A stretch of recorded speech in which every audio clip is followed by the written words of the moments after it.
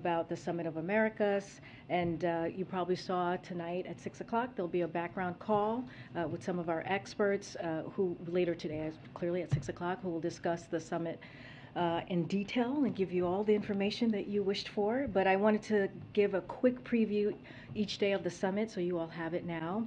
And it will be arranged around 5 key areas that President Biden will focus on.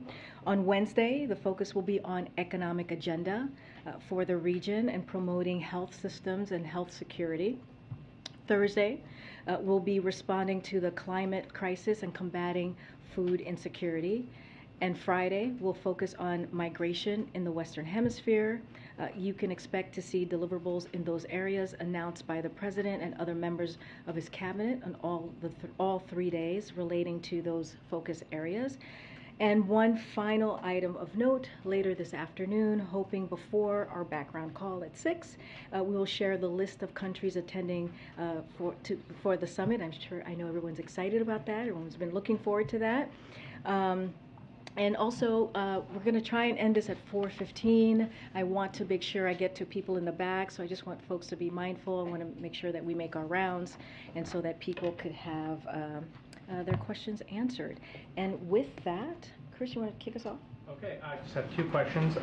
So given the people who are not going to the summit, President of Mexico, President of Honduras, who the Vice President recently spoke directly to, what does it say about the strength of U.S. influence in the region of these people deciding they don't want to go? Yeah, let me just speak to the President of Mexico very quickly, because I have something in there for you. We have had candid engagement with President Lopez Obrador, as well with other regional partners, for more than a month regarding the issue of invitations to the summit. It is important to acknowledge that there are a range of views on this question in our hemisphere, as there are in the United States. The President's principled position is that we do not believe that dictators should be invited, which is the reason that the President has decided not to attend. We look forward to hosting Foreign Secretary Ebrard as the Mexican representative, and we welcome Mexico's significant contribution to the summit, to the major summit deliverables.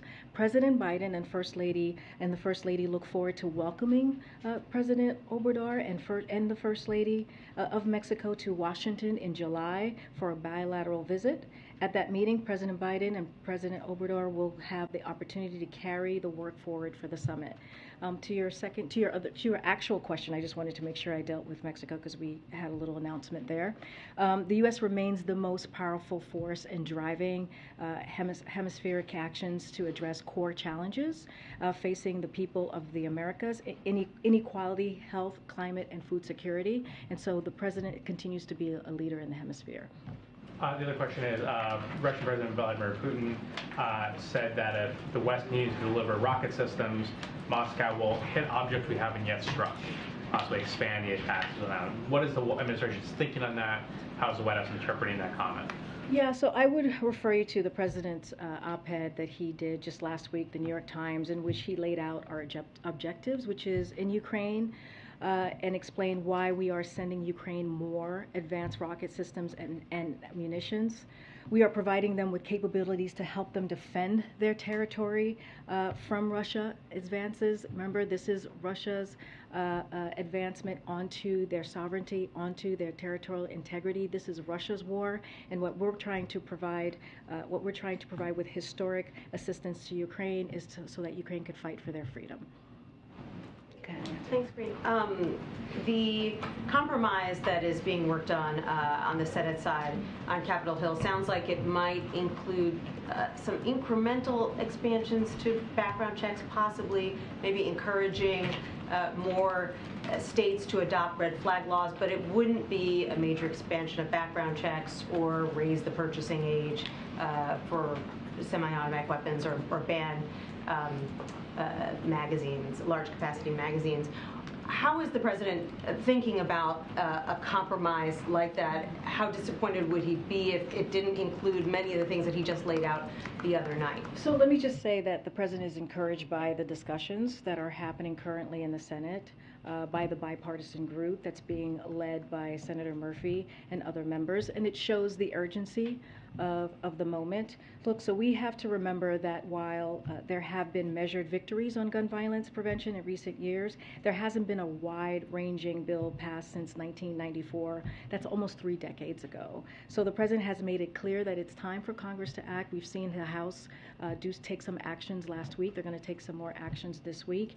And so he can't do it all alone, right? He has taken some action, some executive actions as we've talked about here, and he believes that Congress should continue to act. And we are going to see how the negotiations go. We're going to give it the space that it needs, and we're not going to speak to what exactly is being discussed, the pieces of legislation, but we are encouraged, and we think these incremental steps, these steps that they're taking, this conversation that they're having is very important for the moment. So does he consider this compromise that is potentially taking shape to be wide-ranging?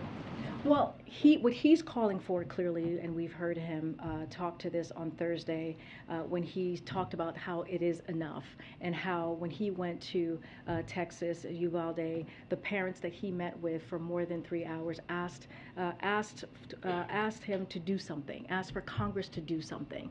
And this is what we're seeing now.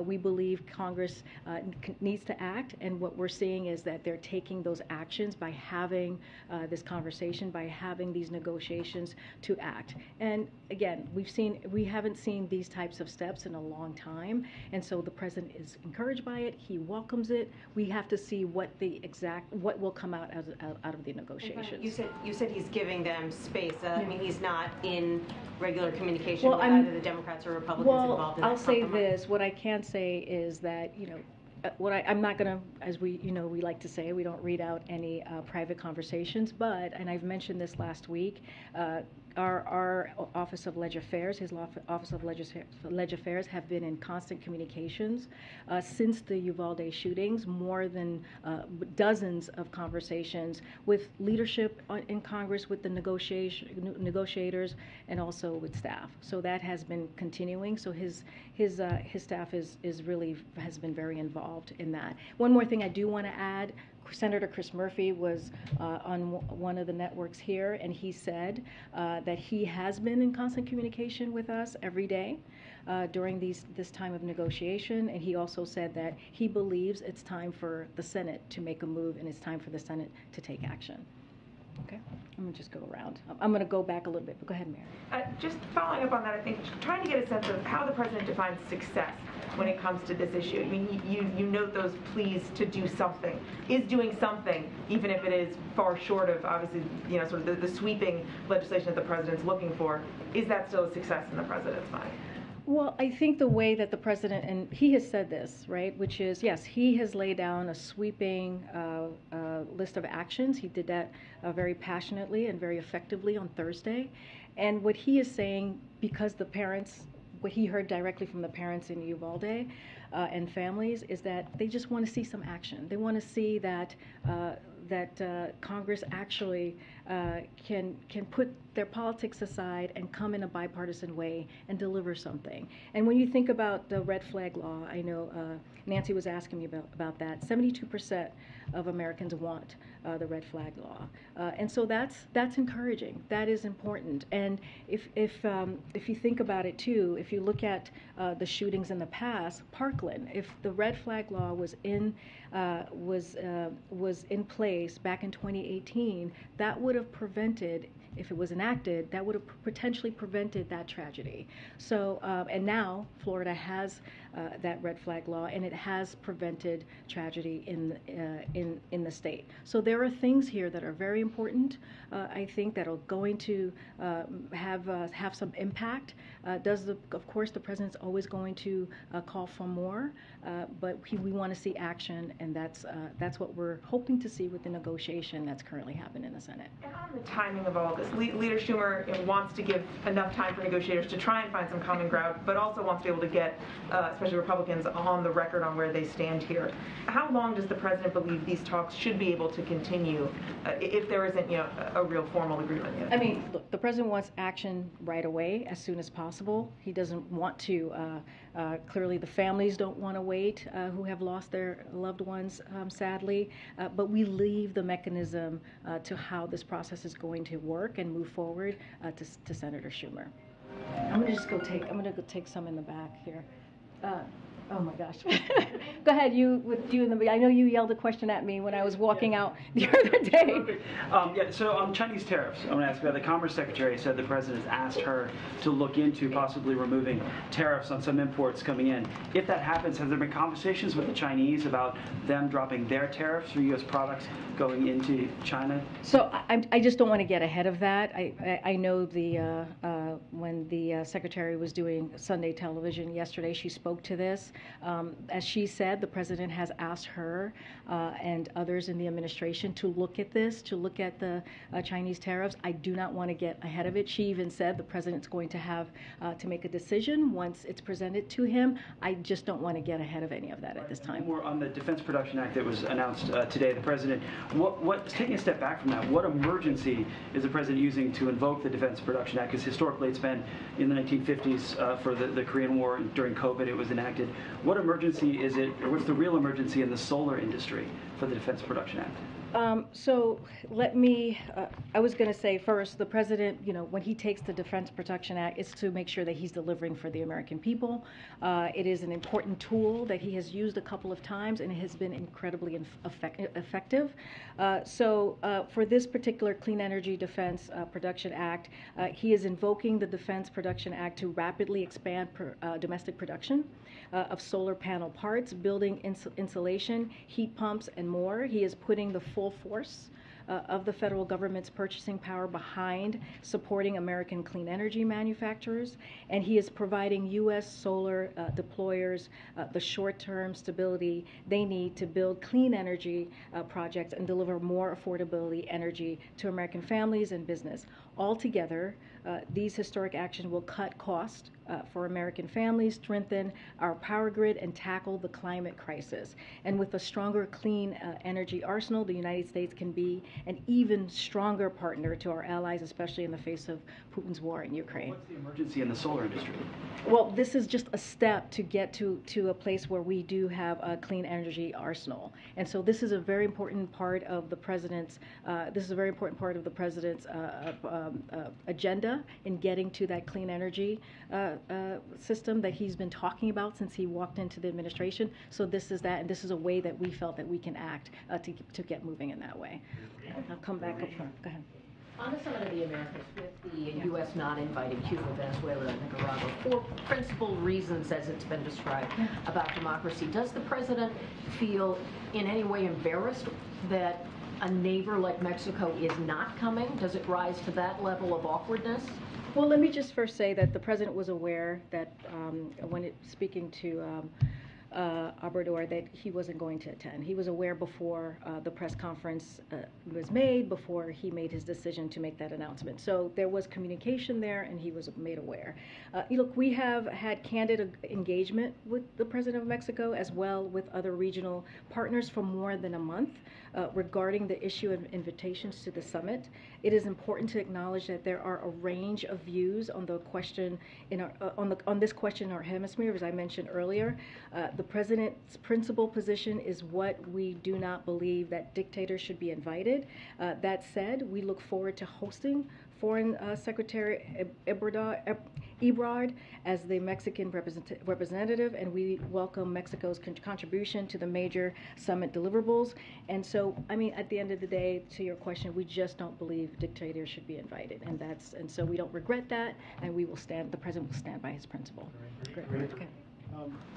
There was understandable skepticism, to some degree pessimism, about the ability to get something related to guns over the finish line in the immediate wake of Uvalde. Has that shifted at all inside the White House? Are you moving more towards an optimism this could actually get done type of moment? I mean, the president is going to continue to use the bully pulpit to call on action. That's what we saw him do Thursday, and he has been doing that for this past year and a half. It is an issue that is a priority to him. This is why he has done the most executive actions than any president at this time. we are optimistic, we are encouraged, as I just mentioned, of what we're seeing on the Hill. The House has taken some action. They're going to continue to take some action. But as we know in the Senate, it takes 10 Republicans to get things done, to get something like this, as big as this, done. So, again, we're encouraged. Senator Murphy has been pretty positive, and so that is something that we listen to, and we're going to continue having conversation from the staff level to members and staff on the Hill. And then one on a separate issue, on gas prices, I understand what the administration has done up to this point on the policy side of things. I also understand it's a global marketplace. Yeah. Given the fact that they keep hitting new highs, are there new initiatives, new policy proposals that your team is working through right now that could possibly have an effect that you could roll out in the weeks ahead if prices continue where they've been? So everything's on the table, as you heard us say the last couple of weeks. But I do want to say, if you look at what happened when Putin started amassing troops on the border with Russia, the price of gas has increased by $1.51. And I also want to add, because this is really important so that people understand and flag that similar issues are happening around the world. In the EU, gas is $8.15 per gallon and has increased by $1.74. In Germany, gas is $8.88 per gallon. It has increased $2.16. In Canada, gas is $6.23 per gallon and has increased $1.93. And all of this has happened since December of 2021. This is to your point, Phil, which is this is a global challenge. This is something that everyone is feeling across the globe. But we understand that prices, these gas prices, including food prices in particular, those two things, as we look at inflation and trying to make sure that we're fighting inflation in every way that we can, is hurting families. Is hurting families, especially as they sit around their kitchen table. But we're going to continue to do everything that we can. I don't have anything to preview for you, but one thing also I want to say, the rescue plan has really been able to help us put us in an economic place where we're stronger, and we saw that with the jobs numbers on Friday, and that is an important thing to note as well, because when the president walked in, and this is something that we have to really continue to remember, we were in an economic crisis, and the president met that moment by putting forth the American Rescue Plan, by Democrats on the Hill voting for that plan, and really putting us in a place where we look at today in a much stronger economic situation where we can actually deal with inflation head on. We have a lot of work to do, and we understand what the American people is feeling, but we are in a stronger place to take that on. Oh my gosh. Okay, let me just go to the back. I'm trying. Go ahead.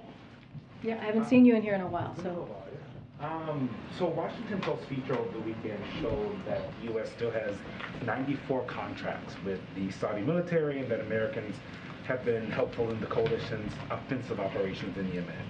The admin has said the U.S. support is only defensive. Is the Post report wrong? Wait, say that last part. You kind of went out a little bit. The admin has said the U.S. support is only defensive. Say that whole. Can you just say the whole thing? You said 94%. Sure.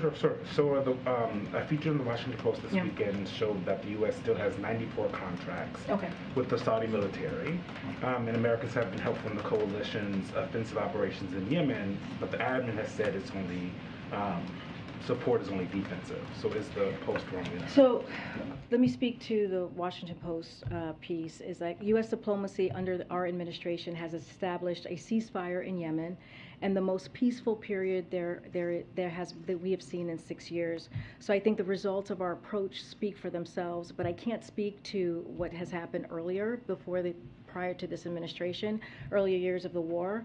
And just to your point about aircrafts and what's happening there, and even training pilots, I know that's been part of the discussion as well. Look, we are committed to helping Saudi Arabia defend its territories. Since last year, Saudi Arabia was attacked by nearly 500 missiles and drones. Most of these threats were defeated by the anti-air systems and Saudi aircraft firing air and air munitions. 70,000 Americans live and work in Saudi Arabia, including in the areas targeted by these missiles and drones. So we're going to continue that support because they need to defend themselves and what they're seeing. Saudi, what evidence can the White House point to that repairing relations with Saudi Arabia will lead to reduced gas prices here in the United States? Well, when it comes to oil or gas prices, that's something that OPEC Plus deals. We do not get involved in any of that. That is not the conversations that we have with Saudi Arabia. And I know OPEC Plus made an announcement last week on Friday, and we welcome that announcement, but that is not part of our agenda when we have a discussion with them. Hold on. Oh my goodness. Go ahead, Jay. Thanks, Karine. Back to the Summit of the Americas, with Mexico and Honduras not coming and El Salvador not being expected. How do you have a high-level or effective immigration discussion with the region with the presidents of Mexico and 2/3 of the Northern Triangle countries boycotting this event? I think we're able to still, have an array of conversations and really focus on our agenda. I do want to list out who is going to be attending. I know we're going to have a list fairly shortly, I hope. We're going to have 68 delegations, including organizations and observers, are scheduled to attend. We have at least 23 heads of state, of government, I should be careful here, heads of government who will be attending, and more than 10 U.S. cabinet members will attend, reflecting President Biden's whole of government approach. So I listed out each day what our agenda is going to be, what we're going to discuss, which is also very important. But we are going to have it on par. Our attendance is going to be on par of what we've seen in the past, and so that's important to know. Yes, we have these couple of countries who are not going to be attending, but we have to. The president has to stick by his principle. He believes that he needs to stick by his principles and not invite dictators. But we can still have a fulsome conversation. There is a full agenda where he's going to be very busy. I was looking at his calendar. He's going to be very busy those 3 days, and he's looking to having conversations with other heads of states who will be there. One more on the DPA action that you announced today. Invoking the DPA and imposing this 2-year freeze on any new tariffs is a pretty novel way of using these wartime powers to declare the lack of solar goods a national emergency. Should we expect similar actions from this administration when it comes to other clean energy imports or goods that we import that are facing tariffs or could be facing tariffs? Yeah, I don't have anything to preview, anything more coming forward, but I do want to talk about how this is going to work. So the first step is to invoke the Defense Production Act, which is what the president is doing today. This kicks off a process that includes relevant federal agencies and stakeholders to quickly determine most immediate needs and identify the appropriate financial tools and resources to meet those needs. As that process unfolds, we will continue to work with Congress to advance these important priorities, which are necessary to position the United States to win the 21st century. So I just wanted to I know some folks had questions about how the DPA was going to act. Go ahead. Just want to get back to what you said a minute ago with Saudi Arabia. I mean, finding more oil and getting out to market is such a key part of the broader strategy with Russia right now. When OPEC Plus made that announcement, you put out a statement saying we recognize the role of Saudi Arabia in achieving this consensus. You're saying when the president, when senior administration officials are talking to people in Saudi Arabia, the question of oil production never comes up? I'm saying it's not the focus. It's not on the agenda, right? That's something for OPEC Plus to decide. Clearly, Saudi Arabia chairs that, and so we just want to be very clear on that. I was asked the same question last week, and I pretty much said the same thing.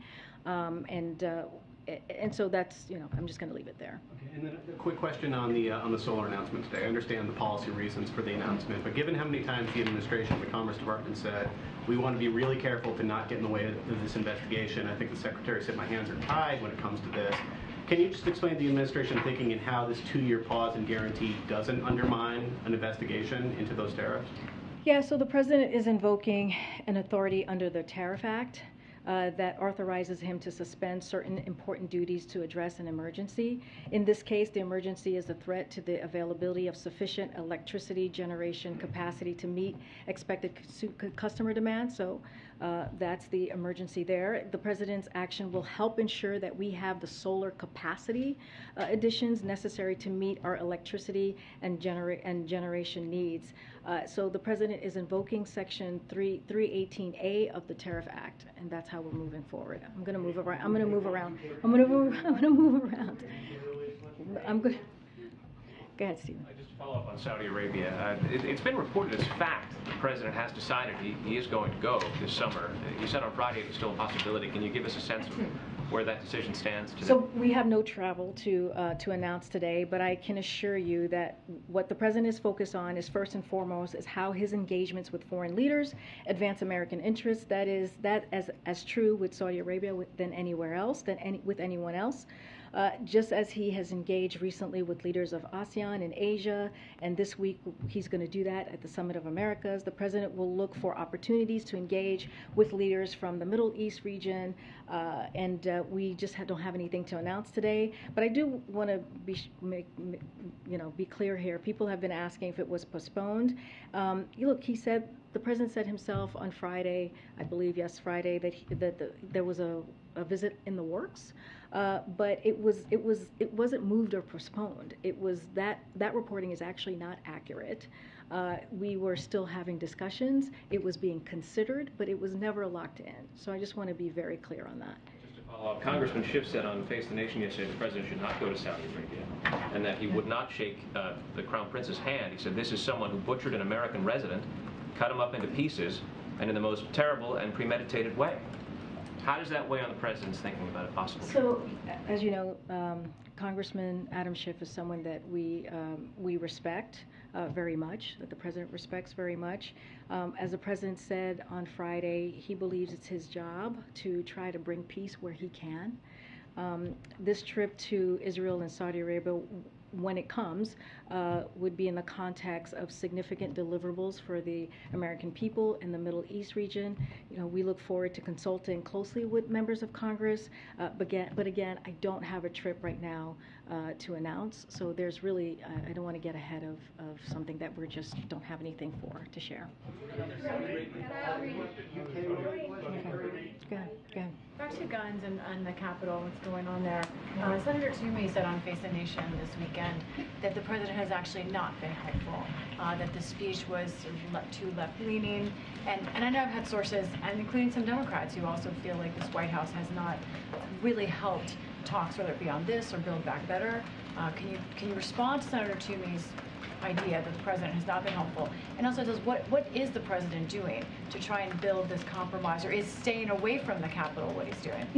So we would respectfully disagree with Senator Toomey. We've been in close, regular contact. Dozens of conversations that our Office of Legislative Affairs has had with Senate negotiators, leaders of Congress since sadly the shooting in Texas in Uvalde. So they've been in constant communication while this has been happening. And we're calling for action that broadly shared by the vast majority of Americans. According to a CBS YouGov poll out this weekend, 81% of Americans want universal background checks.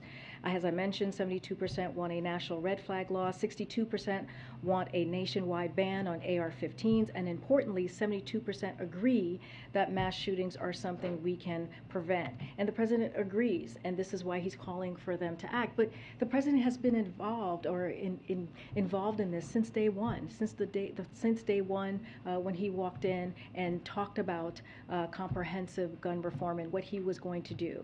Again, the State of the Union, you've heard me talk about, say that he made sure that was a big part of his address to Congress and to the country. When we talk about the executive actions that he's taken, more than any president at this time of their administration, those are real steps that this president has taken, and not just as president. During his Senate years in 1994, the banning of assault weapons, that is something that he led on. And if we even look at what happened those first 10 years of that assault ban weapon was into law, it actually brought down mass shootings. And when it expired in 2004, 10 years later, we saw mass shootings triple. And so these are the things that the president continues to call for. But he's encouraged. He's encouraged by what he's seeing in Congress. Again, we've been in constant communications. Senator Murphy said this yesterday during one of his Sunday show interviews. And so, we're going to continue to do our part. The president's going to continue to use his bully pulpit to call for action, which he did on Thursday. On Boris Johnson, please, Karine. Go ahead, on Boris Johnson. Thank you. It just came over the wire. Prime Minister Johnson has survived a no confidence vote among Tory MPs, 211 to 148. Was the president concerned that he might be removed, and does he have any plans to speak with him? And is the president concerned that perhaps his weakened standing, 148 conservative MPs wanted to remove him, might hurt the attempts to keep this coalition that the president has built with respect to Ukraine together, if the possibility of a leadership change in the UK government remains? So I'm not going to comment. We are not going to comment on internal politics. I would refer you to the UK government. We just are not going to comment on that. Yeah. Oh my gosh. Go ahead. Good. I haven't seen you in here in a while. Yeah. Yeah. Yeah. Yes. Thanks. Please Thanks. go ahead. Back to the summit. You spoke about a month or so of engagements between U.S. and Mexico. I wonder if you can talk about the tone and timbre of those conversations, particularly if the president or the vice president talked to President Lopez Obrador. And I have another question sort of on the summit. Yeah, look, I don't have any conversations to read out to you. We try to keep our, as we say over and over again, we try to keep our conversations private. I don't have any readout for you on the tone or tenor of a conversation, and I don't have any calls to read out that the president may have had with with the Mexican president in particular. Senator Menendez accused Lopez Obrador of siding with dictators and said that his actions will have a negative impact on U.S. Mexico relations. Does the United States or the White House share that assessment or have worries about that? Say that one more time. Yeah, Senator Menendez said that it accused Lopez Obrador of siding with dictators and said it will have a negative impact on U.S. Mexico relations. I wonder what the White House feels about that. Well, we see our relationship with Mexico, we see them as a close ally, as a partner. They're coming here in July with the president's coming with the First Lady. They're going to continue to talk about the opportunity to carry out the work of the summit forward, and so we see them as a friend and a close ally. In your description of the three countries that were not invited, you said the president has drawn a line at dictatorships, which is basically taking the moral position and putting that in a priority above, say, getting more oil from Venezuela and so forth. But when you got to Saudi Arabia, you said you were looking to work for the American people toward a better solution. Does this suggest that the president who called Saudi Arabia a pariah state does not believe it is a dictatorship, or believes that for whatever its governance shortcomings, obtaining the oil is more important? So, as you started off saying, the president is focused on getting things done for the American people. And if he determines that it's in the interest of the United States to engage with a foreign leader and that such an engagement can deliver results, then he'll do so. In the case of Saudi Arabia, to your question, which has been a strategic partner of the United States for nearly 80 years, there's no question that important interests are interwoven with Saudi Arabia, and the president views the Kingdom of Saudi Arabia as an important partner on a host of initiatives that we are working on, both in the region and around the world. And as I said on Friday, the extension of the Yemen truce, as we talked about, is a clear example of where our engagement with a foreign leader can deliver results. Ending the Yemeni war is a priority of the president's, and the King of Saudi Arabia and the Saudi Crown Prince played a critical role in securing an extension of the truce that has been in place since April. This truce brought about one of the most peaceful periods since this terrible war began 7 years ago and saved thousands of lives. The President has also repeatedly confirmed our commitment to supporting Saudi Arabia in the defense of its territory from Iran and other threats, as I just laid out a moment ago. There's also no question that as with many countries where we share interests, we have concerns about its human rights record. That is a very important thing to the President, and past conduct, much of which predated our administration. And we raised those concerns with them, as we do with others. And of course, there are also strategic priorities that are important to address, and our contacts and diplomacy have intensified recently, and that will continue. I'm going to continue because I want to get around. We have about 10 minutes. Thanks, Karine. Does the White House have a reaction to Russia imposing personal sanctions on Secretary Yellen, Secretary Granholm, and others in the U.S.? Oh, I've not seen that, so I don't have a comment from here on that. Okay. No. Does the war effort and the attack over the weekend by Russia in Kyiv give the White House pause about the status of the battle between those two countries and influence additional U.S. support perhaps for Ukraine? So Russia continues to make incremental gains and limited progress in certain areas of Ukraine. That's why we are continuing to provide deliveries of weapons and equipment as quickly as possible. So that has not changed. We're going to continue to do that. And it's why Secretary Austin and the Department of Defense have organized meetings with more than 40 countries to facilitate weapons transfers from our allies and partners to help Ukraine defend their democracy. We are committed to make sure that Ukraine is able to fight for their freedom. This is coming from the President's New York Times article last week. Again, this is Russia's aggression on Ukraine's sovereignty, on their territorial integrity. They are fighting for their democracy, and so we are going to do everything that we can to put them in a position of strength so that they can defend themselves. And if there is an opportunity for them to negotiate, they would be able to do that in a position of strength. Okay. Thank you, Karine. On the solar panels, how is this not a gift to Chinese solar manufacturers, many of whom operate with forced labor and are subsidized by the Chinese Communist Party? Today's announcement is about one country and one country alone, and it's about the United States. It's about the reliability of our power grid. It's about reducing costs for American families, and it's about enabling domestic solar manufacturers to move forward with their projects. The actions that we are currently doing is being applauded by members of Congress, by labor, by climate groups, by U.S. CEOs, and domestic solar manufacturers as well. The actions do not apply to any materials imported from China. Import duties will remain in place on solar cells and panels from China or Taiwan. So it has nothing to do with either. It's about making sure that we're delivering for the American public. And then on the summit, Cuba, Nicaragua, Venezuela aren't getting invites because of their human rights records. I know you just got a question on this, but then how does it make sense to then have the President visiting with Mohammed bin Salman, who the CIA says ordered the killing of Jamal Khashoggi? How does it make sense to deny those countries and then have a visit with the Crown Prince? Well, first of all, there's no trip for me to announce. That's what I've said. The President even said that, let's not get ahead of ourselves here when he was asked specifically about meeting with MBS.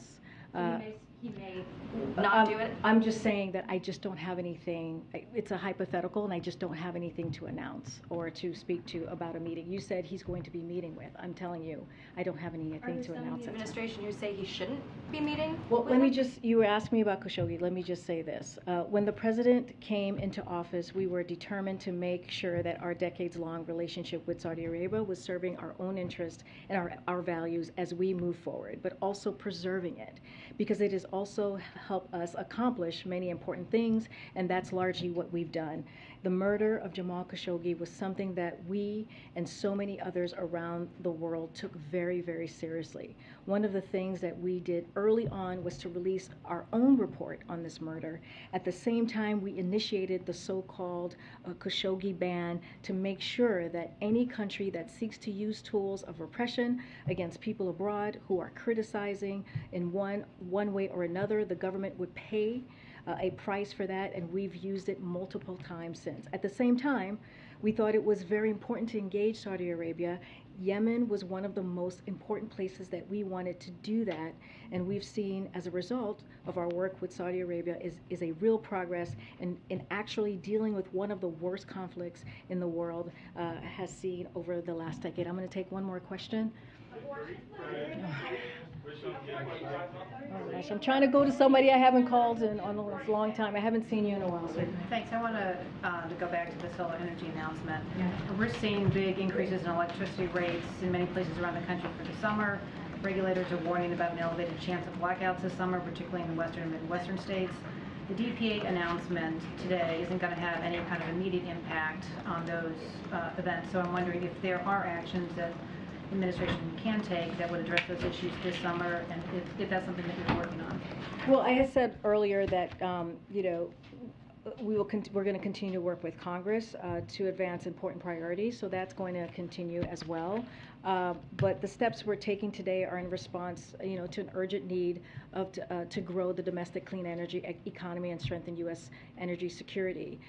They are part of the President's multi-pronged approach to accelerating the transition to a clean energy future made right here in America. This is particularly urgent given the impact of Russia's invasion in Ukraine on the global energy supply, as well as intensifying the impacts of climate change on the electricity grid. So this is just one part. We're going to continue to call on Congress to make sure that they are also acting, but this is an important first step in getting to our goal. I'm just saying, what I would say is this is an important first step. I don't have the specifics on when it will have an impact, but this is an important step to getting to where we need to make sure that we are actually heading to a place where we're getting to a clean energy. That's it. All right. Now we're gonna go. We're gonna get going, guys. It's time. It's